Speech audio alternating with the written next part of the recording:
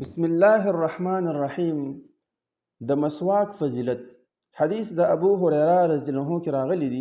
هغه فرمایي چې رسول الله صلی الله علیه وسلم فرمایلی دی: لولا ان اشق علی امتی، یو که چېرته زما په امت باندې تکلیف او مشقت نه وي، لامرتهم بالسواک، نو خامخا ما به دوی ته حکم کړی په مسواک وهلو باندې مع کل صلا، د هر یو مونځ سره. مطلب د هر یو مونځ سره مسواک وهل دا به بیا واجب و، فرض به و، ځکه چې نبی صلی الله علیه وسلم به پې حکم کړی وي. لیکن نبی علیه السلام پې حکم نه دی کړی په خپل امت باندې د شفقت د وجې نه.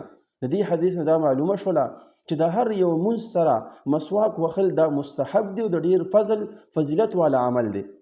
بل حدیث د عائشې رضی الله تعالی عنها کې راځي، هغه فرمایي چې قال رسول الله صلی الله علیه وسلم، نبی صلی الله علیه وسلم فرمایلی دي: السواک مطهرة للفم، مسواک چې دی دا د خولې پاکوالی دی، و مرضات للرب، او د الله سبحانه وتعالی سبب د رضا دی.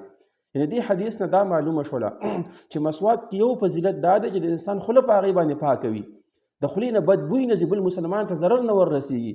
او بل فضیلت دا دی چې هغه ډېر عظیم فضیلت دی چې هغه د الله سبحانه وتعالی راضي کېدل دي. د الله سبحانه وتعالی رضا دا په انسان دپاره د هغه په زندګۍ کې یو عظیم مقصد دی چې انسان حاصل کړي.